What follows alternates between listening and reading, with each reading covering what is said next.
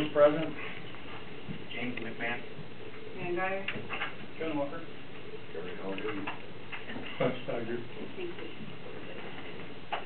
So, I guess before I ask for any changes or additions to the agenda, if you're here for the special meeting after the workshop that has been canceled, it wasn't publicly put out to the public in the proper manner, so we cannot hold a special meeting.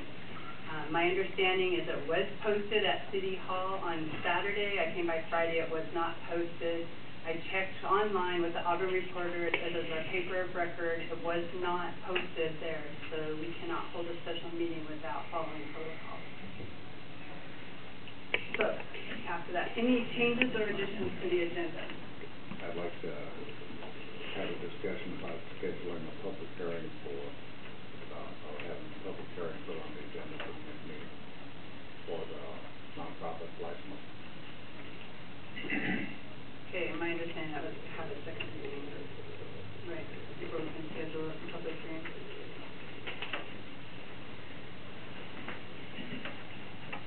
Okay. Any other changes or additions to the agenda? Okay. Seeing none, the first item on the agenda is a third-party administrator, and when I spoke with Mayor Sun, I assumed this was his item that he was putting on the agenda, but looking at the paperwork, Cheryl, are you the one giving a staff report on it? And, Cheryl, will you? and Josh also had said that he would like to talk to it, but, you know, this is really just open it up for discussion. Correct. Do you want me to just go ahead or wait for him? I see we got an email about 35 minutes ago that says, from Josh, saying his translator should be here by 7. Well, we can move it down to the end. I have no problem with that. Okay. Was unaware of that. So move that down to the end. Move to the next item on the agenda, which is the city clerk confirmation. That's Mayor Sun.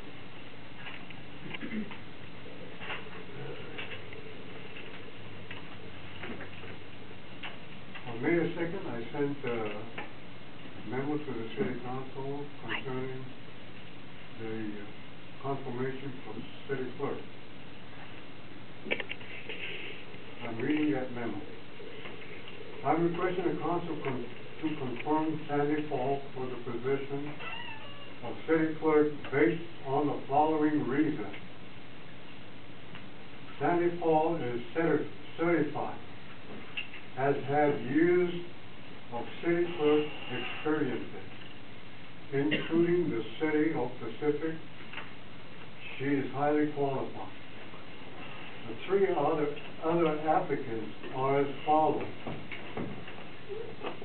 Angela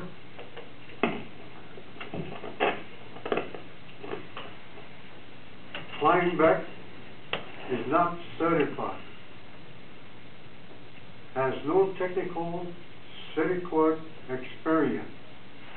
Her background are in accounting and banking. She is not qualified for the position of city clerk. Harry A. Saylor is not certified. He has no technical city clerk experiences. His background are in accounting and business administration. He is not qualified for the position of city clerk. The last of the applicants, Melanie Mager, is not qualified, has no technical city clerk experiences. Her background are in bookkeeping and office clerk. Therefore, she's not qualified for the position of city clerk. Copies of the applicants are available at the council request. We have the copies here. So, since this is just a workshop, a request that the city clerk confirmation be put on the ballot for the next council meeting. Discussion from council? Any questions?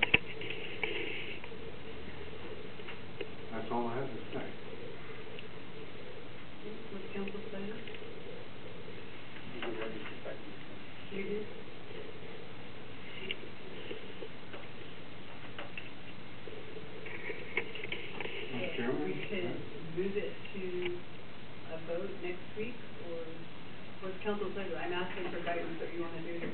At this point, I think we would be best served to wait until after the recall election, find out what the results are. I don't agree with that. That wouldn't be a reason for me to. We've already, considered this, this person for this position and it was voted down. There's some, even with the controversy, it's been determined already, and it's been brought before the council before, and council hasn't moved it forward. So I'm not in a position of re-voting on it. Any other discussion? We do have a full council now. You know, Clint's here, we didn't before, we were tied. If we want to do it next week, full council use consideration. Yeah, I think we were tied with one council member mistakenly voting in the wrong direction. So there's still, I mean, unless any of the council members who voted no are wanting to change their vote, I don't know. I mean, I don't see the point in continuing to vote on the same issue over and over. So is it council pleasure not to move it forward to the workshop? Yeah. All right.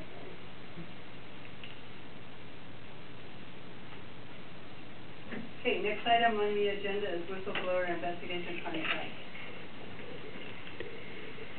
Nathan? Betty?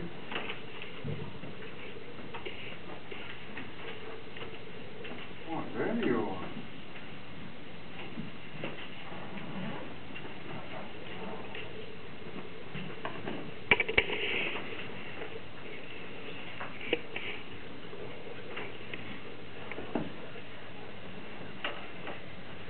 The city is in receipt of whistleblower complaints received the end of March and the first part of April. As acting city clerk at the time, it fell to me to process these complaints. I advised the mayor and he advised Attorney Luce. I contacted the state auditor. I was informed that they only handle whistleblower complaints from state employees and that the city needs to follow their whistleblower policy. I contacted the King County Prosecutor's Office. I was informed that they had provided a list of investigators that they used to the city attorney last year.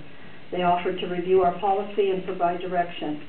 I sent them the policy adopted in 1993 that Attorney Luce references and the policy adopted in February of this year. The reason I contacted the state auditor and the county prosecutor's office is because in our policy, that's who's listed as contacts. This afternoon, and this was written last week, I received a response from King County Prosecutor's Office stating the following. Thank you for sending the City of Pacific policies on improper governmental conduct, Policy 200-003, effective 2/11/13, and Policy 200-004, effective 11/7/93. Though the 2013 policy does not specifically state that it supersedes the 1993 policy, it seems likely that was the intent. Regardless of any differences, the policies do not seem to affect the issue addressed in this email. You asked the prosecutor's office for direction regarding an investigation into improper governmental conduct where the officials alleged to have engaged in improper conduct. We reviewed Chapter 42, 41 RCW and the city policies you forwarded us regarding improper governmental conduct. Since the city has a policy for reporting improper governmental conduct, it is required by Chapter 42, 41 RCW. The city should follow the policy. The 2013 policy calls for the city official who receives the complaint to conduct the investigation. The 1993 policy calls for the city administrator to conduct it. As I understand the way the present complaint arose under either policy, you as the official receiving the complaint and as the acting city clerk would be responsible for the investigation. However, I believe that under either policy, the investigation could be completed by an assignee. The 1993 policy is explicit on this, and the 2013 policy does not specifically address the issue. But it also does not prohibit hiring an outside investigator to conduct the investigation. At the bottom of this email is a list of 3 investigators our office has hired for employment-related investigations that we would recommend. You might also contact the Pierce County Prosecutor's Office for recommendations of persons who might be closer geographically and therefore potentially less expensive. Investigators include Yarmouth, Wilson, Calfo, Ogden Murphy Wallace, and Siebers Busto James. As I understand the recommendation from the King County Prosecutor's Office, I am responsible for investigating these complaints. I am allowed by law to hire an outside investigator to conduct the investigation. Since investigation of this type is outside my expertise, I do need outside assistance and propose to use one of the investigators recommended by the King County Prosecuting Attorney's Office. I recommend Ogden Murphy Wallace, PLLC, as they are also used by Milton and Edgewood and come highly recommended. I anticipate that this will require a contract and approval by the City Council. I'm working on getting additional information, which I since received and sent on, and you have a draft contract in your information. Questions from council? Councilmember McMahon? Do you have, I'm reading through the contract now, do we have maybe I'll find it toward the end or one of the other attachments that kind of about this company just so we can see kind of their experience, how long they've been around, other similar things that they've done. I mean, most companies have kind of like a sales brochure or something. Do we have that yet? I did not ask for that because I recognized the name, so I thought everybody else would. I recognize the name, but I'd like to be able to just see that. That's the reason why I chose them, is simply because I know that they're one of the big hitters in municipal law. So that would be nice. I mean, assuming that the city attorney's taken a look through the contract. I provided it for him. I have not heard back from him. Any other questions from council? What's the estimated time to complete the investigation? I didn't get that far into it, seeing how it takes council confirmation before we can really talk about it. Yes, when you're doing a complaint like this, the idea is you give them the bare bones of information, because if you give them more than that, you might have, in some way or another, tainted the investigation. We did have that conversation. So, how many whistleblower complaints do we have? I'm aware of one.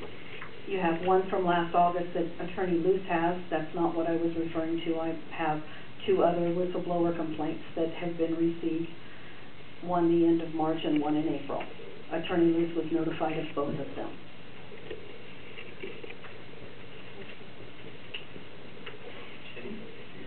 Sorry, these would just, this contract's proposed for just those 2. That's the only thing that I'm responsible for as far as I know. So that's all I'm asking. That's what I'm worried about, getting off my desk. So if I can, Go ahead. well, would this company be willing to take on the 3rd one if? I'm sure that they would, but it's not for me to say that. Right, understood. Any other questions from council? How do we look financially? What? As far as I know, there's no financial hardship. It's a legal firm. It would come out of legal fees. So $250 an hour, that adds up. Yes, it does. But we're required by law to act. No, absolutely. I just want to know where the money's going to come from, and that, I would Legal guess fees. that fund, that line item is, Depleted. yes.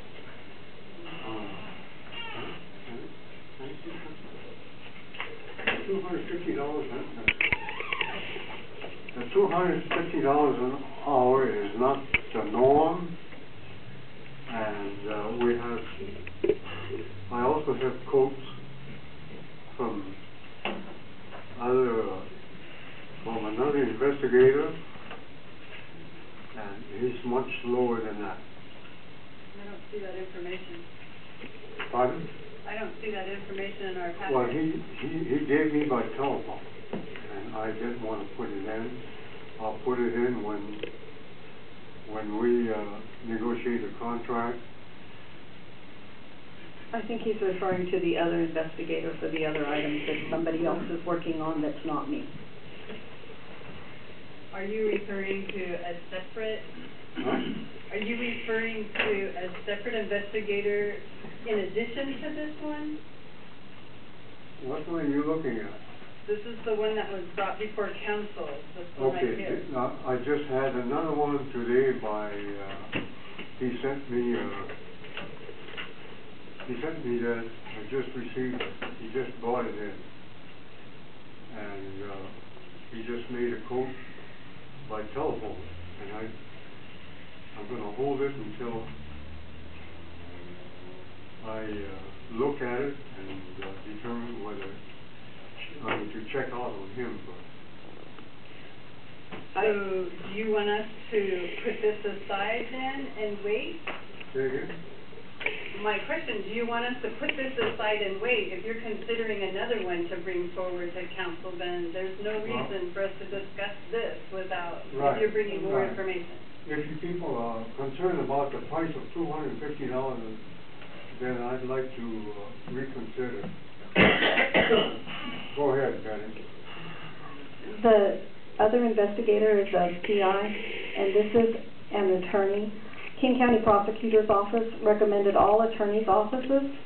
I believe when we're talking about law violations or not, it's really important that we have legal investigation rather than just a private investigator.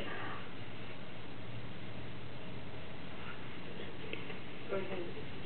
So in addition to kind of the broader, just general information about the company, one thing that I would suggest is when you do hear back from Mr. Lee and you review the contract, the hold harmless and indemnification section, looks like section 8, appears to be focused, and it makes sense, especially out of a place that's located in King County and has done business with King County, given their public defense issues over the last couple of years, that this sub-A, the entirety of the indemnification part, seems to speak only to the employee-employer relationship and the lack of an employee-employer relationship between the city and this firm's employees, not necessarily the contractor relationship between the city and this company.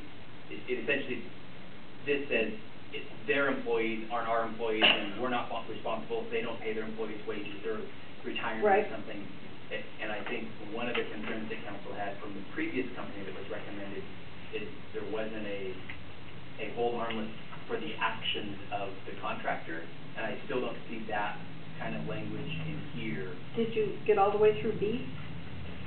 I don't have a B. A, I wonder if I'm B. Starts at the bottom of page 3. The city assumes no responsibility for the payment of any compensation, wages, benefits, taxes, benefit of the consultant, its employees or others or reason, contract, and then there's page 4. The contract shall protect, indemnify, and save harmless the city and its officers, agents, and employees from and against any and all claims, costs, and/or losses whatsoever occurring or resulting from, 1, the consultant's failure to pay any such compensation, supplying the consultant. 2, the supplying to the consultant of work-off services, materials, and/or supplies by consultant employees and other suppliers in connection with or in support of the performance of this contract. That's the language, it's not in the, It's not in our packet. or something that, so, good, but that's the language I was looking for. Sounds like It's in here. Good. So I'll just go back to the first part. Sorry.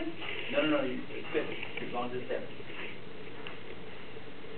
Any other questions from council? No.